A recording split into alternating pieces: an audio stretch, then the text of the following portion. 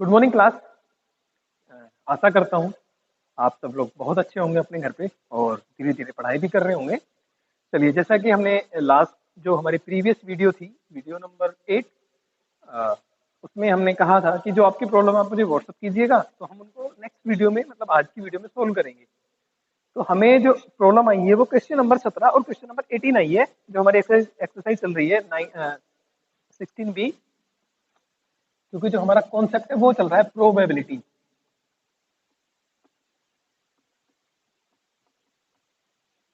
प्रायिकता। और इसमें जो हमारी एक्सरसाइज चल रही है वो चल रही है 16B। ठीक है, तो क्वेश्चन नंबर 17 में प्रॉब्लम है। तो 17 क्वेश्चन कह रहा है कि एक थैले में 8 सफेद और 7 काली गेंद हैं। इनमें से 2 बार 3-3 गेंद इस प्रकार निकाली जाती है कि दूसरी गेंद निकालने से पूर्व पहली बार निकाली गई गेंद को थैले में रख दिया जाता है। प्रायिकता ज्ञात कीजिए कि पहली बार 3 सफेद और दूसरी बार 3 गेंद काली निकली हो। तो पहले क्वेश्चन समझ लेते हैं, उसके बाद बात करेंगे। तो जो बॉल है थैले में कितनी है? एक तो ब्लैक है और एक व्हाइट है। तो जो ब्लैक है वो कितनी है? 8 व्हाइट और 7 ब्लैक है। 8 व्हाइट बॉल है और 7 कैसी है? ब्लैक है। तो टोटल बॉल कितनी होगी? टोटल बॉल हो गई हमारी 8 और 7 15। ठीक है, अब उसने कहा, मतलब 15 बॉल उसमें है। आपने पहले 3 बॉल निकाली, 3 बॉल निकाल ली। ठीक है, फिर दोबारा बॉल निकालेंगे। जब दोबारा बॉल निकालेंगे तो आपने पहले 3 बॉल निकाली थी उनको वापस थैली में रख दिया। ठीक, मतलब 15 में से ही आपको छांटना है। पहली बार भी 15 में से निकालनी है, दूसरी बार भी 15 में से निकालनी है। बट शर्त ये है कि जब आप पहली बार 3 बॉल निकालेंगे तो वो 3 बॉल व्हाइट होनी चाहिए, और जब जब सेकेंड टाइम निकालेंगे वो 3 बॉल ब्लैक होनी चाहिए। ठीक, इतनी बात समझिए। अब देखो, हम क्या कर रहे हैं, इसमें सिलेक्शन कर रहे हैं 3 बॉल का। तो पहले 15 में से 3 बॉल छांट लीजिए, वो हमारा नंबर ऑफ सैंपल स्पेस बन जाएगा। भाई सैंपल स्पेस नहीं होगा तो हम क्वेश्चन कैसे सोल्व करेंगे? आ रही है बात समझ में? तो सबसे पहले हमारे पास नंबर ऑफ सैंपल स्पेस। अब आपको 15 में से जो 3 बॉल का सिलेक्शन करना है तो क्या निकालेंगे? 15C 3 निकालेंगे, एनसीआर। ठीक है, तो पहले क्या निकाल रहे हैं हम? नंबर ऑफ सैंपल स्पेस, वो आ गया 15C3। इसको सोल्व कर लेते हैं एक बार।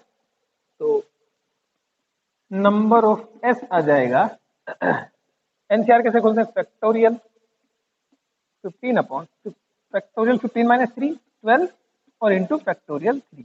इसको सोल्व कर लीजिएगा तो आएगा 15 into 14 into 13 into factorial 12 upon factorial 12 into 3 into 2 into 1।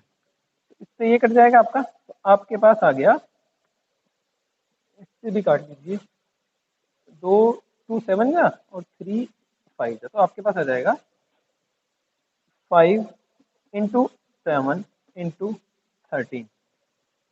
ठीक है, ये आ गया हमारे पास नंबर ऑफ सैंपल स्पेस। इसको कैलकुलेट नहीं करने, क्योंकि आगे जो कैलकुलेशन करेंगे उसमें कटेगा। फिर पहले कैलकुलेट करके लिखो, फिर उसमें से काटो, तो आपको टफ पड़ जाएगा थोड़ा सा। तो हमारे पास जो नंबर ऑफ सैंपल स्पेस कितना है, वो आ गया 15 इंटू 7 इंटू 13। ये नंबर ऑफ सैंपल स्पेस है। ठीक है, इतनी बात समझ में आई। अब हमें क्या करना है? 2 बार बॉल निकालनी है। पहली बार निकाल रहे हैं, पहली बार कह रहा है कि पहली बार जो 3 बॉल निकलेंगी वो व्हाइट बॉल निकलेंगी। तो पहली बार कैसे निकालना है? हाँ, व्हाइट बॉल निकालनी है, दूसरी बार निकालनी है ब्लैक। तो नंबर 1 E1, E1 ले लिया हमने, व्हाइट बॉल निकालने की घटना।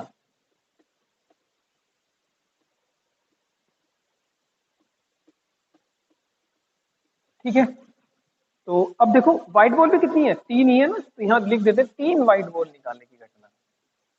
ठीक है, तो नंबर ऑफ E1 कितना बैठेगा? नंबर ऑफ E1 आएगा, हमारे पास व्हाइट बॉल कितनी थी? 8। तो 8 में से 3 सेलेक्ट करनी है, तो ये हो जाएगा 8C3।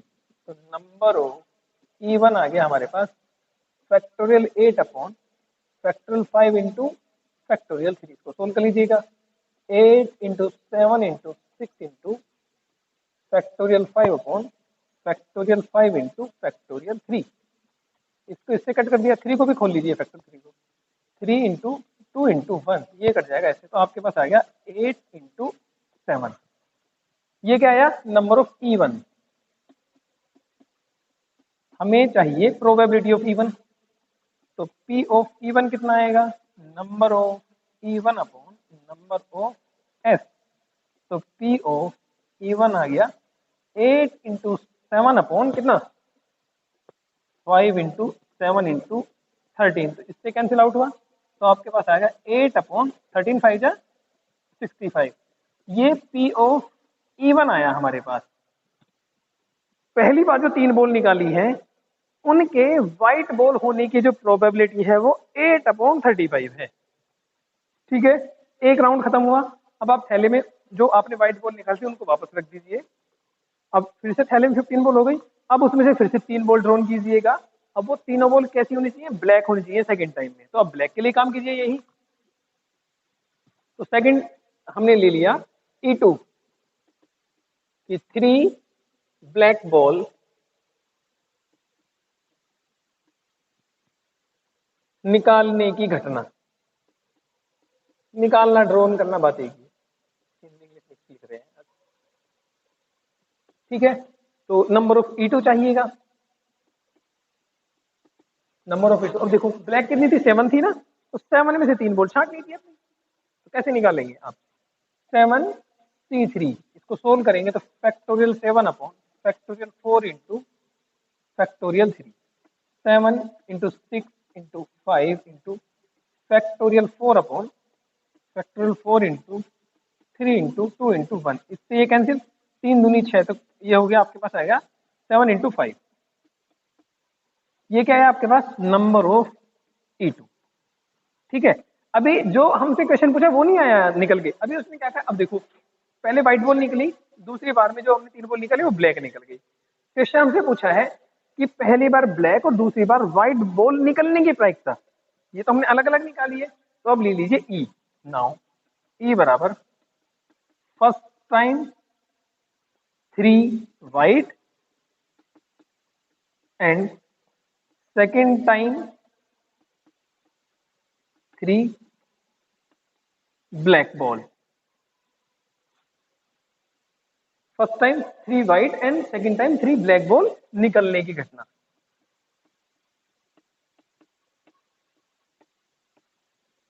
की प्रायिकता लिख रहे हैं इस बार।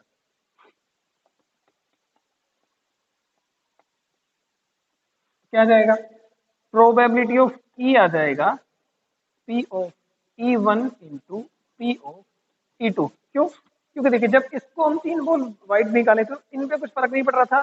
जब हमने 3 बॉल ब्लैक निकाली तो व्हाइट वाले पे कोई फर्क नहीं पड़ा। तो कैसी थी, दोनों इंडिपेंडेंट इवेंट थे, इसलिए हमने क्या किया, दोनों की मल्टीप्लाई कर ली। बस मल्टीप्लाई करके लिख दीजिए। तो पी ऑफ E1 कितना है, 8 अपॉन 65 इंटू, अच्छा यहाँ पे हमने प्रोबेबिलिटी नहीं निकाली थी, इसकी प्रोबेबिलिटी में यहाँ पे निकाल रहा हूँ। पी ऑफ E2 बराबर कितना आएगा, 7 इंटू 5 अपॉन 5 इंटू 7 इंटू 13, तो इसलिए कटेगा, आ जाएगा 5/65। ठीक है, ये प्रोबेबिलिटी थी उसकी। तो पी ऑफ E2 की, तो 8 अपॉन 65 इंटू कितना जाएगा, 5 अपॉन 65। ठीक है, इसको सोल्व कर लीजिएगा बस, तो जो भी आंसर आ जाएगा आपका वो रिक्वायर्ड आंसर आ जाएगा।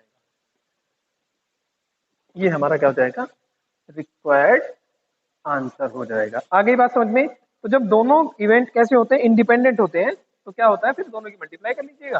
पहले व्हाइट बॉल, देखिए पहले तो हमने सैंपल स्पेस निकाला, फिर हमने पहली बार 3 व्हाइट बॉल निकाली, फिर दूसरी बार हमने 3 ब्लैक बॉल निकाली। अब दोनों का जो कलेक्टिव इवेंट बैठेगा, क्योंकि दोनों इंडिपेंडेंट इवेंट थे, इसलिए लास्ट में जो रिक्वायर्ड प्रायिकता थी उसकी हमने क्या करा, मल्टीप्लाई कर दी, और यही हमारा क्या हो जाएगा, आंसर की कैलकुलेशन कर लेंगे। ठीक है, अब करते हैं नेक्स्ट क्वेश्चन। चलिए, जो हमारी नेक्स्ट प्रॉब्लम है वो है क्वेश्चन नंबर 19। क्वेश्चन नंबर 19 में पढ़ देता हूँ और स्क्रीन पे मिल जाएगा आपको भी। तो उसमें लिखा है, बल्ब बनाने की क्रिया के बाद 100 बल्बों के एक समूह में 10 बल्ब खराब हैं।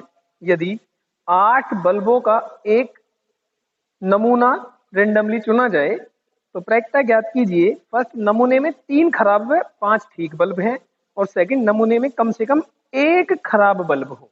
तो उसने 2 पार्ट पूछे हैं। क्वेश्चन क्या कह रहा है, टोटल बल्ब कितने हैं आपके पास? टोटल बल्ब है हमारे पास 100। अब इसमें सही कितने हैं और खराब कितने हैं? ठीक है, तो सही बल्ब कितने हैं?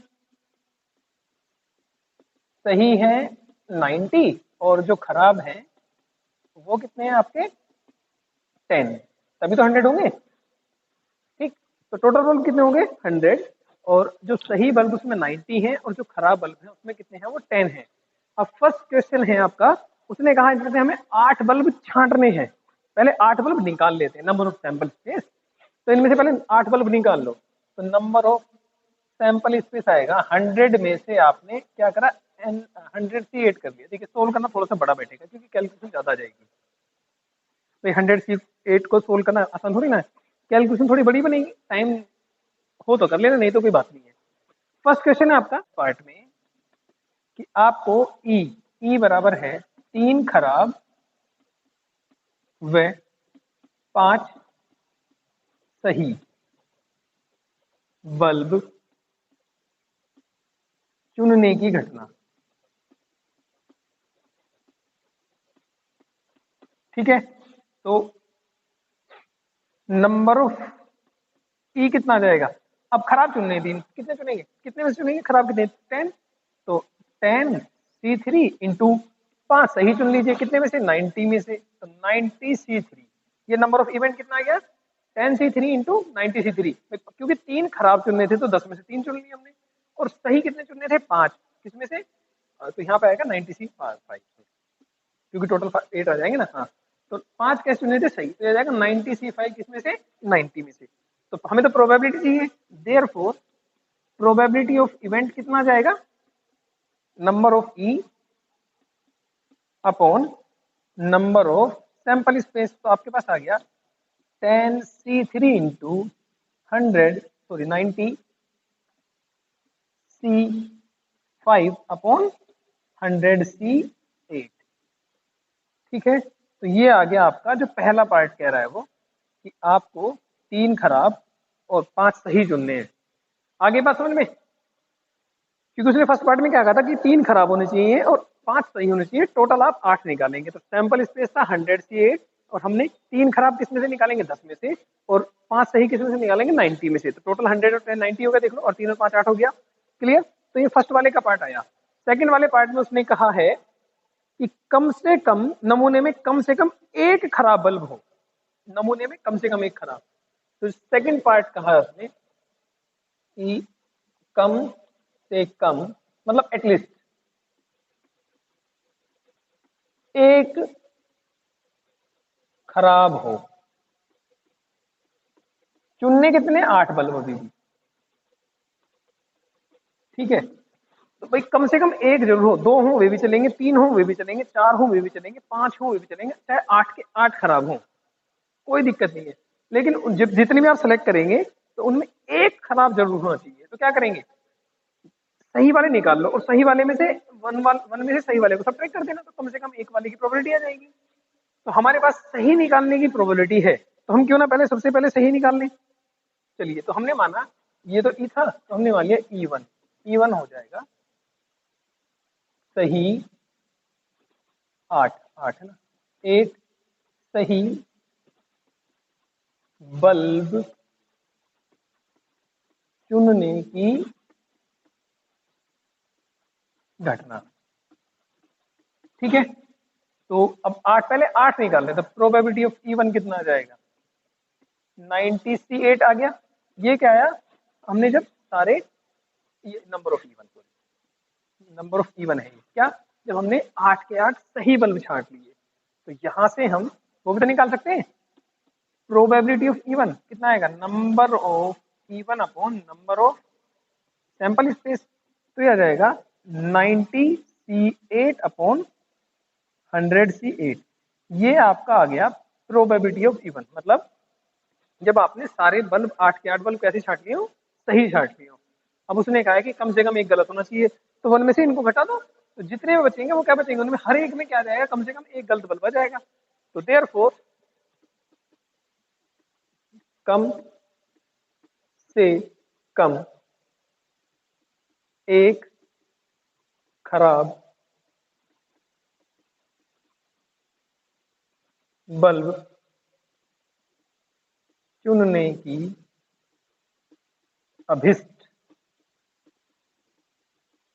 प्रोबेबिलिटी को उसको आ जाएगा 1 minus probability of even, that is 1 minus 90 C8 upon 100 C8। तो ये आ जाएगा आंसर। ठीक है, तो सेकंड पार्ट में कम से कम एक खराब बल्ब होना चाहिए, उसमें सही वाले सारे निकाल दीजिए, 1 में सब्ट्रैक्ट कर दो, तो जो भी प्रोबेबिलिटी आएगी वो आपकी उनमें कम से कम एक खराब जरूर रहेगा।